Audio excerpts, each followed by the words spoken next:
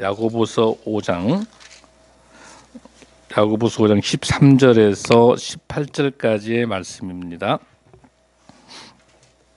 376페이지. 야고보서 5장 13절에서 18절까지입니다. 우리 함께 한 절씩 합독해서 봉독해 올릴 때 이 말씀을 읽어갈 때 큰 은혜의 시간이 되길 바랍니다. 376페이지 야고보서 5장 13절에서 18절까지 시작. 너희 중에 고난당하는 자가 있느냐? 그는 기도할 것이요 즐거워하는 자가 있느냐? 그는 찬송할지니라.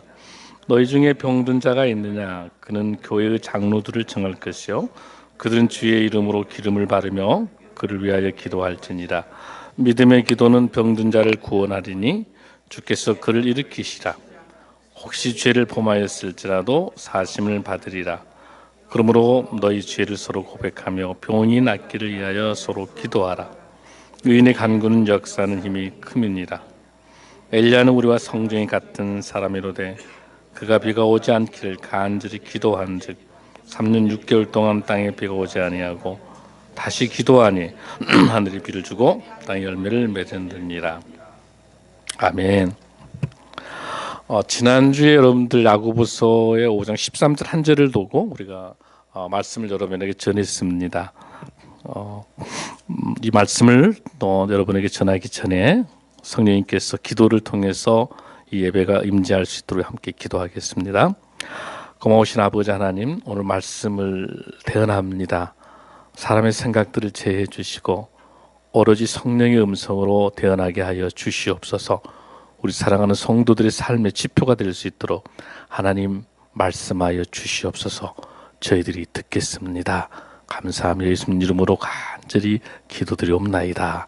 아멘. 여러분들 지난주에 고난에 대해서 두 가지를 이야기하면서 페이라스모스라고 하는 고난과 페이라조라고 하는 고난의 두 가지가 있다고 그랬었죠.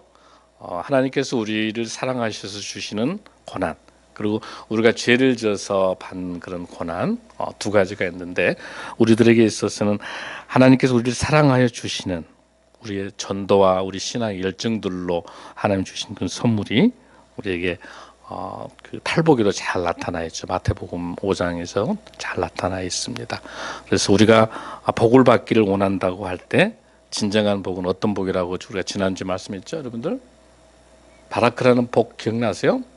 무릎을 꿇는 자에게 주는 복, 바라크. 그 복이 무슨 복인가요?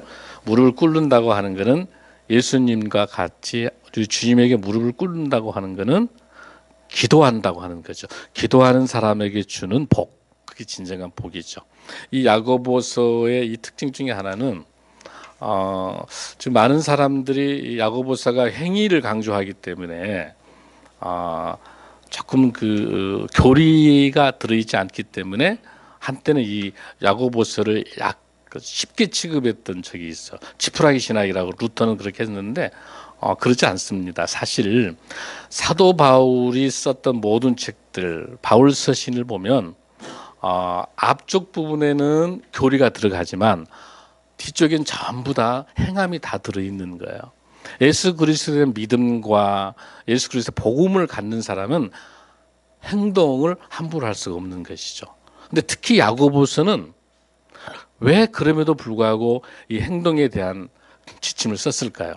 이거는 어떻게 잘할 수 있냐면 사도행전 2장에 여러분 잘 알죠. 사도행전 2장에 나타나는 내용이 어떤 게 있어요? 42절 44절에서 보면은 사도의 가르침을 받고 또 서로 교제하고 그리고 또 뭐예요? 서로 떡을 떼고 그 다음에 뭐합니까? 기도하기를 힘쓰는 거예요. 오늘 지금 우리 여전도에서 지금 열심히 지금 음식 준비한 거 있잖아요. 굉장히 중요한 거예요. 우리 초대교회에서 가졌던 떡을 떼고 서로 교제하고 나누는 이 밥상 공동체가 굉장히 중요한 거예요. 근데 이런 것들 속에서 사랑이 또 따뜻한 마음이 있었는데 그게 식어진 거예요. 그걸 보고 야고보는 이 글을 야고보서를 쓰게 되는 거예요. 너무 사랑이 식은 거예요. 너무 삭막한 거예요. 그래서 야고보는 이 글을 쓰게 된 거예요. 여러분, 야고보는 누구 동생이라고 그랬어요? 예수님의 동생. 예수님의 동생이에요. 나중에 예루살렘 공회에 예루살렘의 교회의 지도자가 되는 거죠. 그리고 나중에 이 야고보를 통해 가지고 베드로와 바울과 깊은 관계를 맺어요. 좋은 친구가 돼요. 그래서 바울이 힘들 때마다 공회에 와가지고 바울이 하는 게 틀리지 않다라고 정리해 주는 것도 야고보예요. 이 야고보라는 인물이 굉장히 중요한 인물입니다. 그래서 이 야고보서, 특히 야고보서 5장 우리가 본문 오늘 읽고 있는 거는 잘 우리가 정리를 해서 우리 신앙에 있어서 어떻게 적용할 수 있겠는지를 한번 봐야 됩니다. 자, 첫 번째 우리 야고보서를 통해서 우리가 봐야 될 것은 이 믿음의 기도는 고난을 통해서 하나님께 찬양하게 하고 있습니다. 자, 먼저 우리 13절 14절을 읽습니다. 시작. 너희 중에 고난 당한 자가 있느냐 그는 기도할 것이요 즐거운 자가 있느냐 그는 찬송할지니라. 너희 중에 병든 자가 있느냐 그는 교회의 장로들을 청할 것이요 그들은 주의 이름으로 기름을 바르며 그를 위하여 기도할지니라. 아멘. 뭐 합니까? 병들고 고난하고 어려움을 갖고 있을 때 뭐 해라? 기도해라고 하는 거죠. 여러분, 가장 사랑하는 사람에게 줄 수 있는 우리 크리스찬들의 최고의 선물은 뭘까요? 기도해 주는 거예요. 중보기도 해주는 거예요. 오늘 우리 제목이 뭡니까? 믿음의 중보기도. 어려움과 고통 속에 있을 때 함께 중보해 주는 게 가장 사랑하는 사람에게 할 수 있는 최고의 사랑의 표시가 되는 겁니다. 자, 여러분 누가복음 4장 18절에서 19절까지 한번 보겠습니다. 누가복음 4장 18절에서 19절. 신약을 한번 94페이지, 신약 94페이지입니다. 누가복음 4장 18절에서 19절. 94페이지입니다. 누가복음 4장 18절에서 19절입니다. 자, 시작. 주의 성령이 내게 임하셨으니 이는 가난한 자에게 복음을 전하게 하시려고 내게 기름을 부으시고 나를 보내사 포로된 자에게 자유를 눈먼 자에게 다시 보게 함을 전파하며 눌린 자를 자유롭게 하고 주의 은혜의 해를 전파하게 하려 하십니다. 이게 이사야 61장 2절을 근거로 하면서 성령이 임하셨을 때 이 고난, 가난함, 경제적으로 어려움, 또 영적으로 포로된 것, 자유, 눈먼 자, 이런 모든 눌린 자들에게 희망을 줄 수 있는 게 뭐예요? 성령에 의해서 은혜의 해를 전파한다고 말할 수 있는 거예요. 즉 주의 이름으로 기도하는 것이 고난 속에서 하나님께 찬양하는 방법인 줄로 믿습니다. 두 번째는 여러분들, 두 번째 믿음의 기도는 죄의 고백을 통해서 성령의 역사를 세워가는 거예요. 자, 15절을 우리 읽습니다. 야고보서 5장 15절 시작. 믿음의 기도는 병든 자를 구원하리니 주께서 그를 일으키시리라. 혹시 죄를 범하였을지라도 사하심을 받으리라. 16절. 그러므로 너희 죄를 서로 고백하며 병이 낫기를 위하여 서로 기도하라. 의인의 간구는 역사함이 크니라. 아멘. 믿음의 기도는 뭐합니까? 죄를 고백함으로 인해서, 서로 죄를 고백함으로 인해서 성령의 강력한 역사가 임할 수 있는 거예요. 여러분 성령을 사모하시죠? 성령을 통해서 역사하시길 원하시죠? 오늘 이 시간에 예배를 드리면서 이 시간에 말씀을 전할 때 이해될 수 있는 것은 성령님이 역사해야 이 말씀이 이해가 되는 거예요. 이거는 박사학에서 이해가 되는 게 아니고 성경학자가 이해되는 게 아니에요. 이 하나님의 말씀은 성령님이 역사해서 우리의 마음의 밭을 만들어 주시고 우리에게 주셔야 이해될 수 있는 거예요. 성령을 사모하는 거예요. 그러려면은 성령님이 운행하기 위해서 먼저 해야 될 게 뭘까요, 여러분들? 먼저 서로 죄에 대한 고백을 해야 돼요. 알고 지은 죄가 있는지 모르고 지은 죄가 있는지 죄에 대한 고백이 먼저 필요하게 됩니다. 여러분들 고린도전서 12장 4절을 한번 보겠습니다. 고린도전서 12장 4절 277페이지입니다. 고린도전서 12장 4절에서 11절까지. 자, 우리가 죄를 고백하게 되면 성령의 역사가 어떻게 일어나는지를 잘 나타냅니다. 고린도전서 12장 4절에서 11절입니다. 277페이지입니다. 277페이지 시작. 은사는 여러 가지나 성령은 같고 직분은 여러 가지나 주는 같으며 또 사역은 여러 가지나 모든 것을 모든 사람 가운데 이루시는 하나님은 같으니. 자, 거기에서 이 역사하시는 게 누구예요? 하나님이 역사하고 계십니다. 지금. 자, 7절 시작. 각 사람에게 성령을 나타내심은 유익하게 하려 하심이라. 아멘. 성령을 나타내게 하는 것은 뭐 때문에 그래요? 우리에게 유익하게 하시는 거예요. 자, 그러면 성령님을 통해서 나타나는 은사가 어떤 종류인가 한번 볼까요? 8절 시작.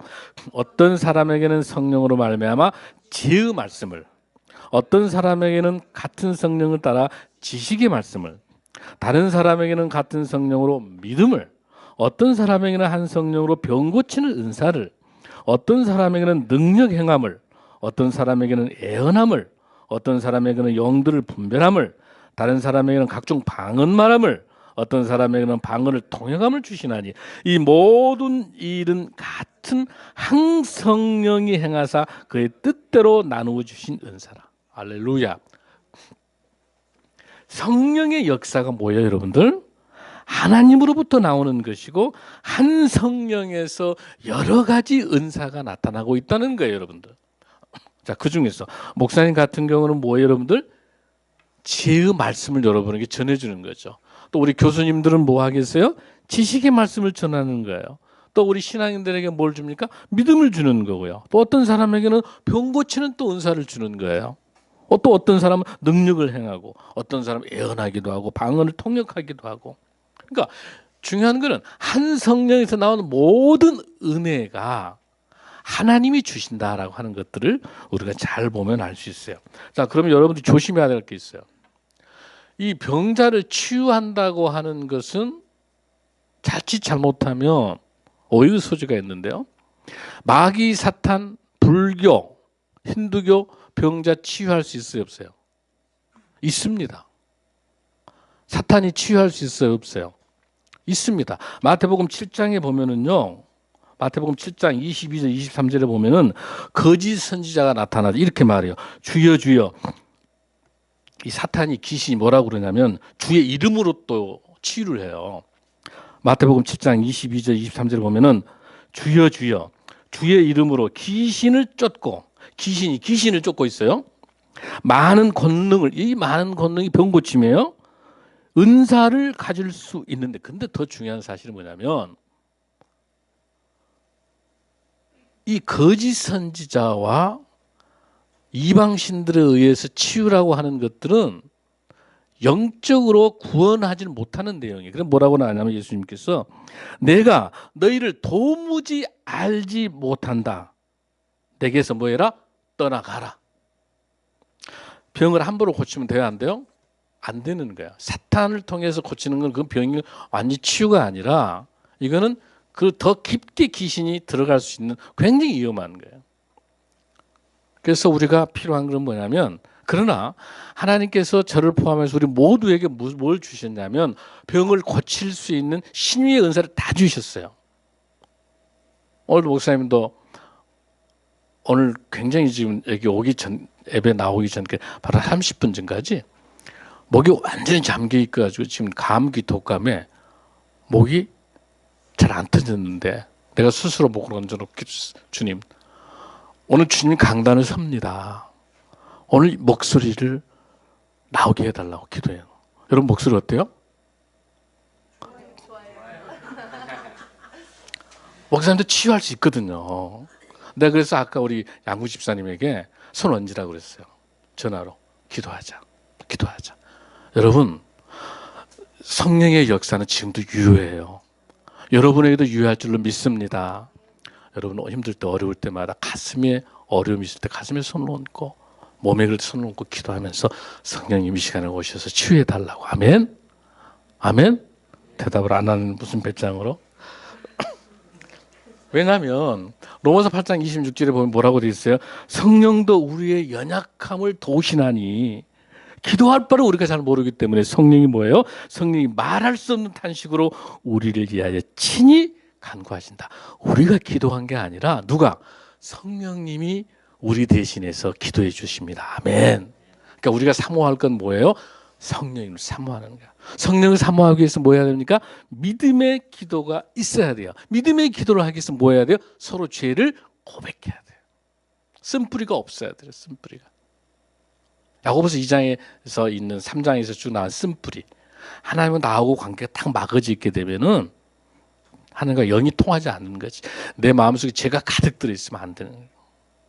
다 죄를 회개하고 자복할 때 하나님께서 우리 통해서 성령이 운행할 줄로 믿습니다. 예, 아멘. 아멘. 사랑하는 성도 여러분, 세 번째는 우리 믿음의 기도는요, 의인의 간구를 통해서 힘있고 영향력 있게 우리에게 역사하고 있습니다. 자, 보면은 본문에 16절 한번 읽습니다. 시작. 그러므로 너의 죄를 서로 고백하며 병이 낫기를 위하여 서로 기도하라. 의인의 간구는 역사하는 힘이 큽니다. 여기에서 나타나는 의인의 간구라고 하는 것은, 여기서 의인은 어떤 의인일까요, 여러분들? 여기서 의인은요, 의로운 사람이 의인이 아니에요. 여기 의인은 관계 개념인데 하나님하고 나하고의 관계에 의해서 맺어져 있는 것이 의인이에요. 즉 뭐냐면 예수 그리스도를 주라 시인하는 사람은 예수님의, 우리의 성령님의 하나님의 자녀가 됐기 때문에 그 자녀로 인정받는 그 의인이에요. 자, 묻습니다. 여러분 의인이에요, 의인이 아니에요? 의인이에요, 의인 아니에요? 자신이 없죠. 그 의인은 의로운 사람을 생각하는 게 자신이 없는 거야. 그게 아니라 하나님하고 우리 예수님하고 좋은 관계, 오늘 주일 성수하면서 오늘 여러분하고 이렇게 말씀을 듣기 위해서 신앙을 여러분 지켜가면서 믿음과 신앙생활을 하시잖아요, 여러분들. 하나님과 나하고 관계가 이렇게 맺어지지 않으면 계속 주일 예배, 모든 예배를 빠지게 돼요. 세상이 너무 좋아요. 그거는 의인이 아니죠. 그러나 하나님과 관계를 맺어 있는 거예요, 의인은. 그러니까 우리 모두 다 모이다 의인이에요. 아멘. 자, 나는 의인이다. 영적 프라이드를 가지셔야 돼요. 여러분 NIV 성경, 영어 성경에 보면은 여기 의인의 간구라는 뜻이 뭐라고 나와 있냐면 righteousness prayer라고 나와요. 그게 무슨 뜻이냐면요, 의인이 나타내는 간절한 그 간구라고 하는 기도는 두 가지를 설명하고 있어요. powerful하다고 다 있어요. powerful하고 effective한다고 나와 있어요. 무슨 뜻이에요?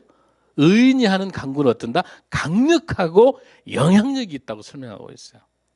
헬라어에 그렇게 번역되어 있어요. 즉 우리가 죄를 고백하고 주님에게 간구하는 이 기도는 강력한 성령의 영향력을 가지고 있고, 또 뭐가 있어요? 뭘 가지고 있어요? 힘이 있다는 거예요. 어떤 기도가? 의인의 간구가. 그 의인의 간구는 뭘로? 믿음의 기도를 통해서. 그 믿음의 기도는 어떤 기도예요? 믿음의 중보 기도예요. 새벽 기도 할 때마다 우리 사랑하는 성도 여러분들 위해서 늘 이름을 부르고 기도하고 할 때마다 성령이 뭘 주시냐면은 여러분 얼굴이 다 떠올라요. 여러분 형편들을 잘 알게 하나님께서. 그러면서 주님 이 시간 우리 사랑하는 성도들 새벽에 호흡하고 있을 건데, 사랑하는 우리 성도들을 통해서 삶의 현장에서 예수 그리스도와 함께 동행하는 우리 성도들이 되어달라고 간절히 기도하는 거죠. 여러분 아침 일어났을 때 목사님 생각하신가요? 기도가 전달이 돼요, 안 돼요, 여러분들?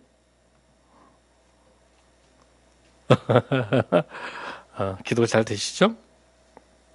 자, 그 믿음의 기도를 우리가 잘 볼 수 있습니다. 자, 그러면서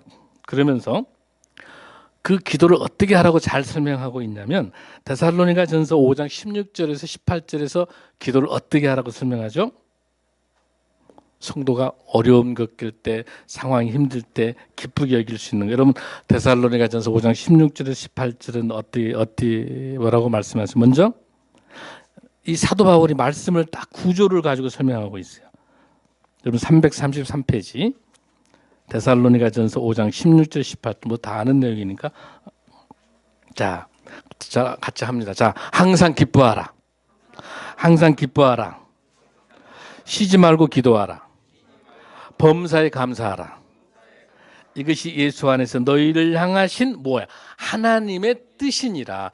자, 여기 잘 쳐보세요. 항상 기뻐하라. 범사에 감사하라 사이에 뭐 들어있어요, 여러분들? 쉬지 말고 기도하라. 아, 쳐보세요. 쉬지 말고 기도하라를 사도 바울이 문맥을 정리하면서 항상 기뻐하는 것과 범사에 감사하는 것하고 가운데다 딱 넣은 거야. 뭐를? 항상 어떻게 하는 거? 항상 쉬지 말고 기도하는 거. 쉬지 말고 기도해야 항상 뭐 할 수가 있어요? 기뻐할 수 있는 거예요. 쉬지 말고 기도해야 범사에 감사할 수 있는 거예요. 아멘. 기도는 해도 되고 하지 않으면 안 되는 선택사항이 아니에요. 기도는 하지 않으면 안 되는 절대적인 거예요. 아멘. 왜? 기도가 없으면 하나님하고 호흡이 안 되는 거기 때문에. 그래서 오늘 이 본문에 특히 믿음의 중보기도는 우리 역사를 바꿉니다. 그래서 이 믿음의 기도는 야고보서에서 1장 6절에서 어떻게 설명하냐면, 여러분 야고보서 1장 6절 한번 볼까요? 믿음의 기도에 대해서 야고보서 1장 6절입니다. 자, 시작. 오직 믿음으로 구하고 조금도 의심하지 말라. 의심하는 자는 마치 바람에 밀려 요동하는 바다 물결 같으니 이런 사람은 무엇이든지 주께 얻기를 생각하지 말라. 두 마음을 품어 모든 일에 정함이 없는. 기도를 하면서 이게 기도가 우리 하나님에게 응답을 할까 말까? 이 두 마음을 품으니 답이 응답하겠어요, 안 하겠어요? 안 하는 거야. 믿음의 기도는 어떤 거예요?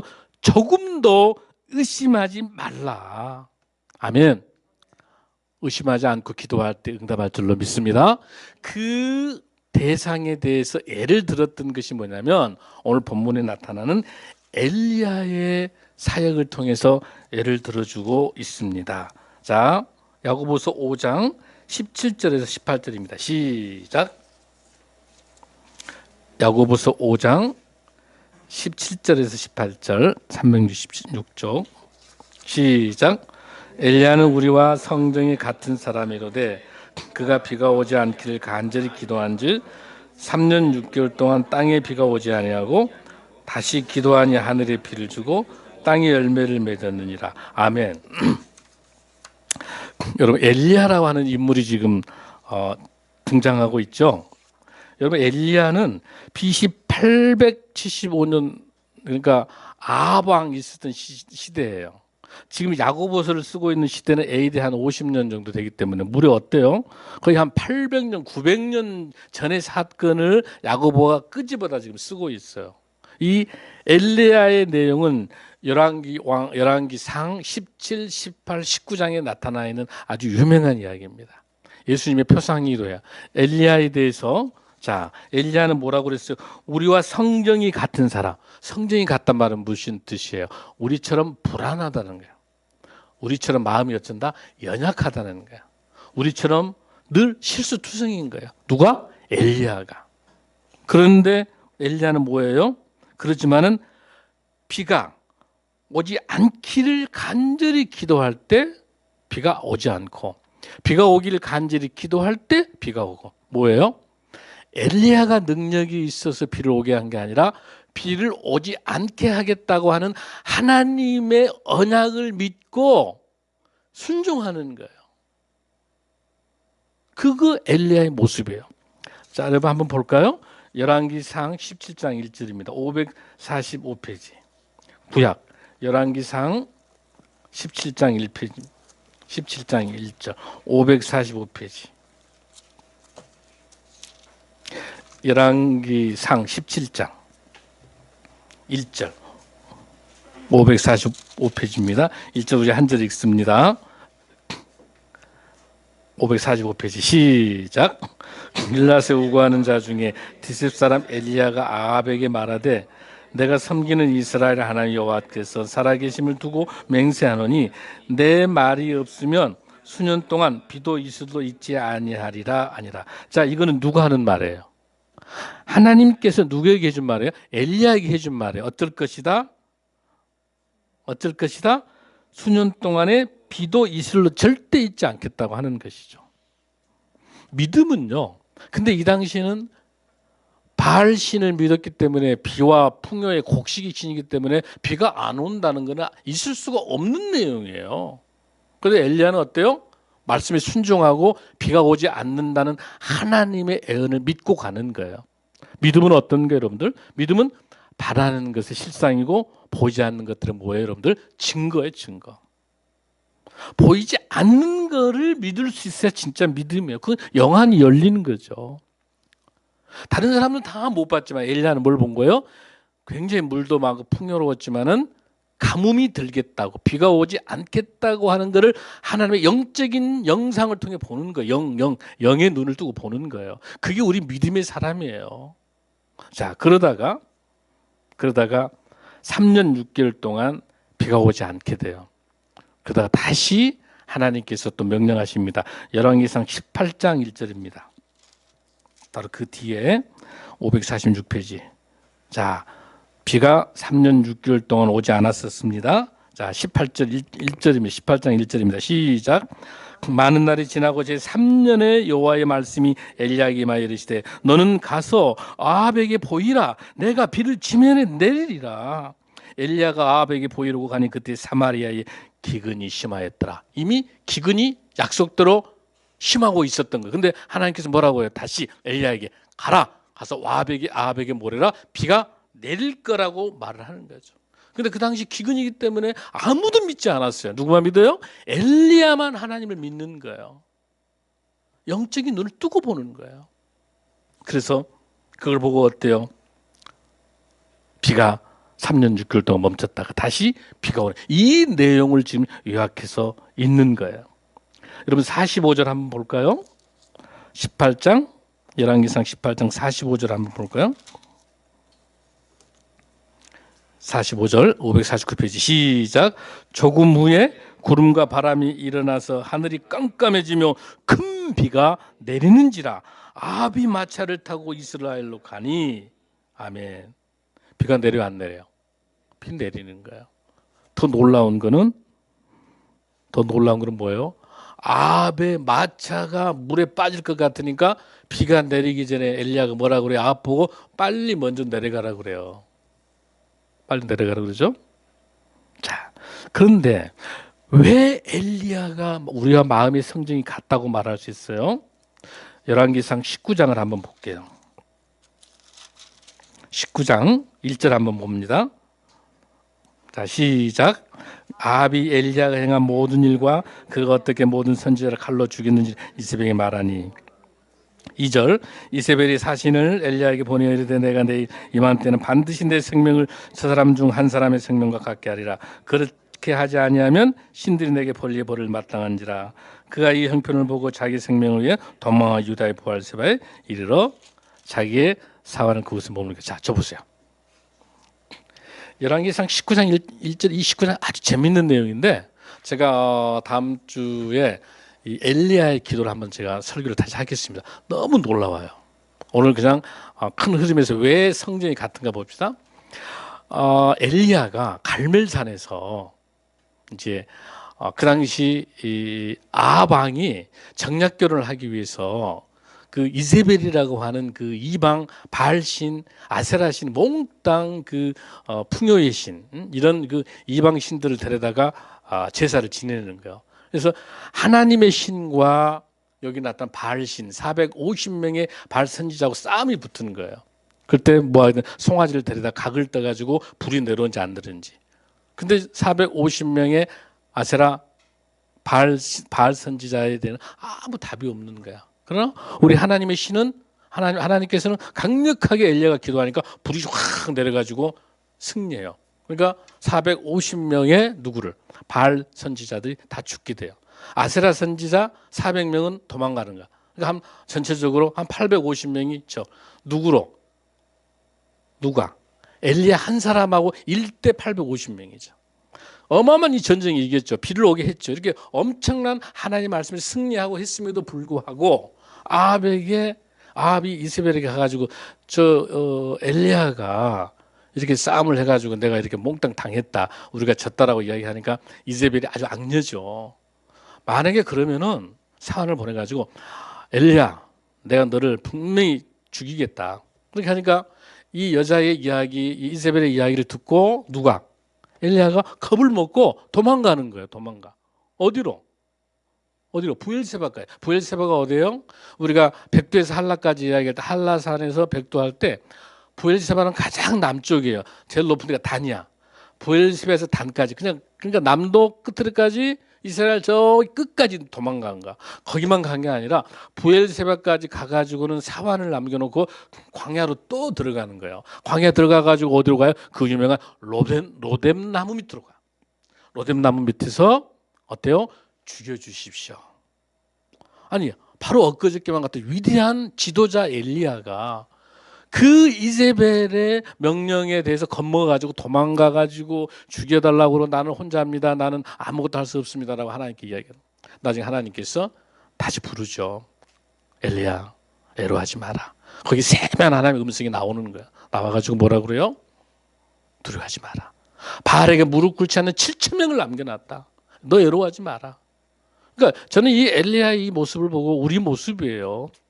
그 전쟁에 이긴 하나님에 의해서 전쟁에 이기고 승리한 역사를 눈에 봤음에도 불구하고 어때요? 여기 본문에 나와 있는 19장 열왕기상 19장 1절에서 어때요? 도망간단 말이야. 부엘세바까지. 이런 모습. 그럼에도 불구하고 하나님께서 포기하지 않으시고 이 엘리야를 끝까지 살려주시면서 나중에 호렙산에서 새로운 계명을 받게 되는 위대한 지도자를 쓰시는 거예요. 왜? 우리가 성정이 같은 거예요. 불안한 거예요. 연약한 거예요. 나는 엘리야 이 모습을 보고 우리가 또 위로를 받았으면 좋겠어요. 그러면서 앞뒤를 잘라버리고 야고보가 야고보서 5장에서 이렇게 설명해 주고 있는 이걸 가지고 온 거예요. 열왕기상 17, 18, 19장에 있는 거를 야고보가 갖다 쓰고 있는 거예요. 여기다가. 그러면서 무슨 내용이 안 나와 있습니까? 우리가 성경이 같은 약한 모습의 엘리야는 나와 있지 않죠. 나와 있지 않지만 19장에 나와 있는 이 연약한 모습. 그 여인이 이세벨이 죽인다고 하니까 도망가는 모습들. 그럴 때 뭐 하게 됩니까? 엘리야가 주님 바라보면서 기도할 때 다시 회복시키셔서 놀라게 들어쓰시는 하나님의 은혜가 있는 줄로 믿습니다. 사랑하는 성도 여러분, 우리 인생이 쭉 되돌아봤을 때 우리가 어디에 목표를 두고 어떻게 살아가는지 기도하지 않고 무슨 배짱으로 세상을 살아갈 수 있겠습니까? 기도하지 않고 찬양하지 않고 어떻게 이 어려운 세상을 살아갈 수 있겠습니까? 고난과 역경 속에서 뭘로 가능하겠습니까? 우리가 살아가는 인생은 잠시뿐입니다. 금방 우리 인생도 주님 품으로 돌아가야 됩니다.